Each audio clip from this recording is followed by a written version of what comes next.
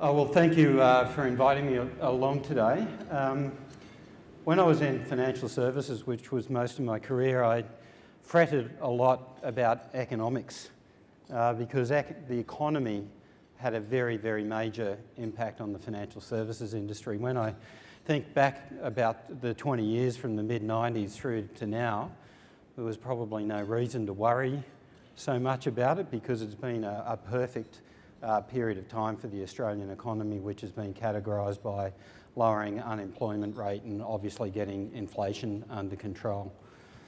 I was fortunate enough actually at Westpac to have a fantastic chief economist like Bill to work with, so whilst I used to fret a lot, there was always someone of wisdom that I could always express my concerns to. And the two things you'd look for from your chief economist, one is to be a very good communicator, which clearly Bill is, but secondly, which I think Bill is exceptional and probably the best in Australia as is a very good forecaster in an area where I think a lot of economists notoriously get forecasting wrong. Bill is exceptional at that.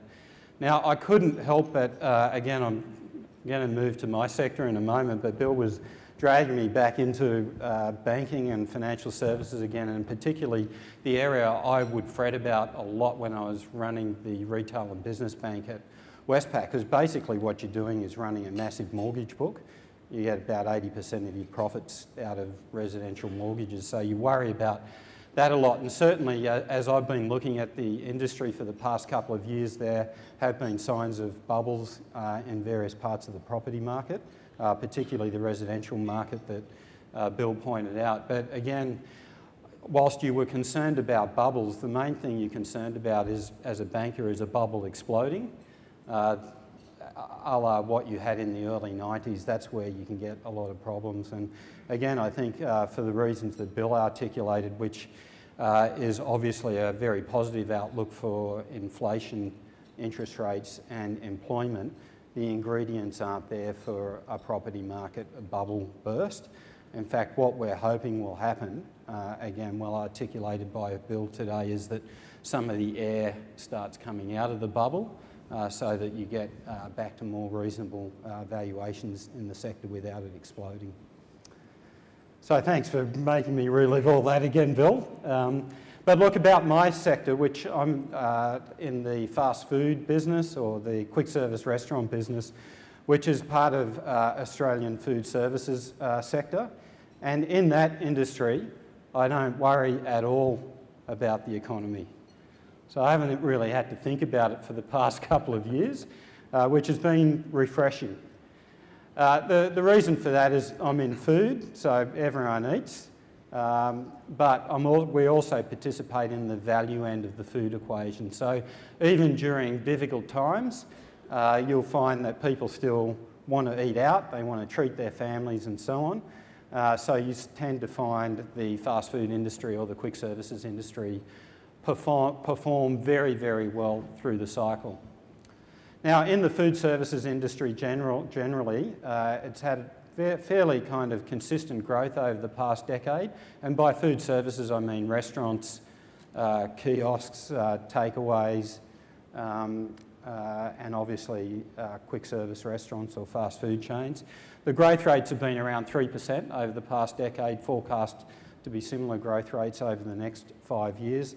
The fast food area or quick service area has been performing at around 5%, so above the market, with continuing forecast to grow above trend as well. There's a few things that are driving that, 3 consumer trends and 1 broader trend.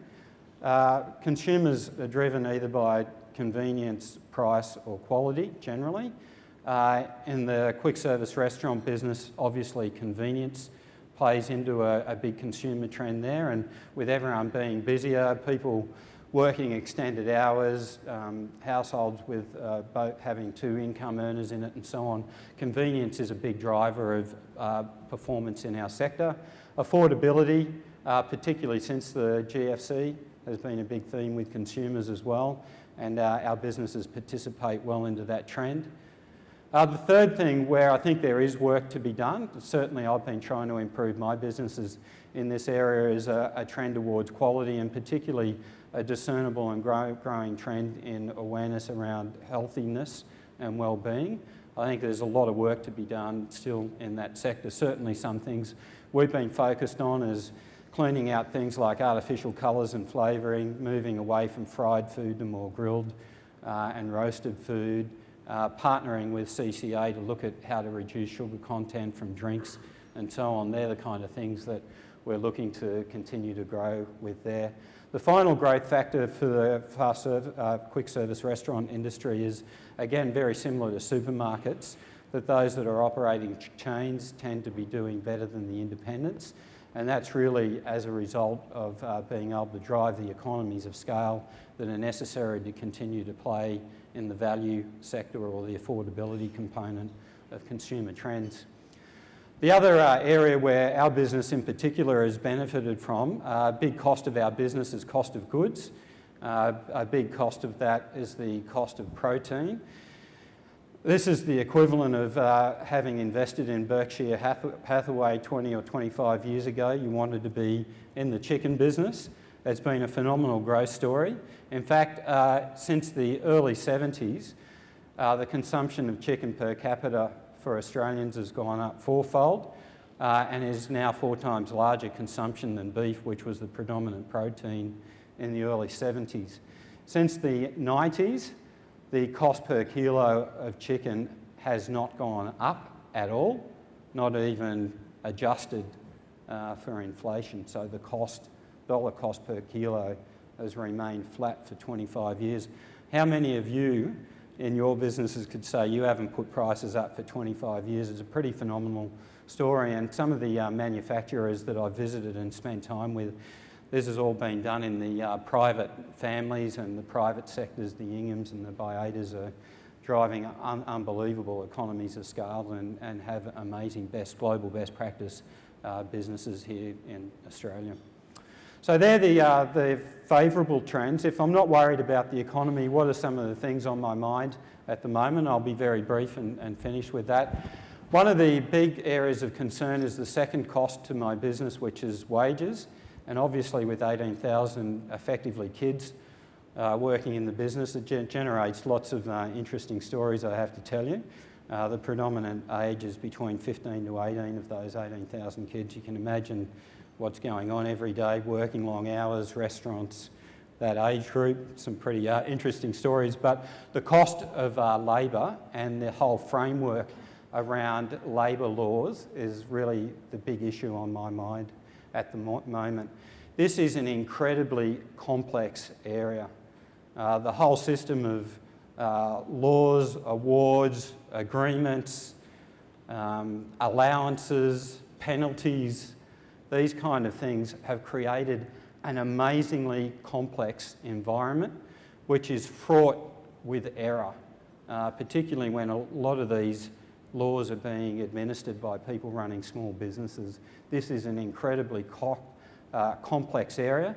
In fact, I'll go as far to say that this is infinitely more complex than the superannuation system, which I thought was the hardest thing that I'd ever worked in. So this is an untenable situation and the cost of compliance is very large. The other issue, which is generally for retailing, particularly our area, but also for retailers as well, is the whole system creates inequities. For example, the whole system that we operate under at the moment penalises aged workers, so you're actively encouraged to discriminate against aged workers. So I will check the rosters amongst all those 18,000 people to make sure that we're getting our people over 18 because of the cost of that, which is an inequitable thing in my view. And also some of the penalty rates create extraordinary dollar pay conditions for relatively unskilled workers. So if you're an underage worker working on a weekend on a public holiday, you could potentially be earning $60 an hour, which is incredible, and for many businesses it's unaffordable. Needs to be addressed, particularly if you consider that the unemployment rate for youth in Australia, whilst the overall average is fairly low, the unemployment rate for youth in Australia is one of the highest it's ever been. So this is clearly an area of reform. It's an area that I'm going to focus on, and hopefully the political environment that we now have is conducive to us starting to tackle some issues in wage reform and taxation, which is another subject. Thanks, John.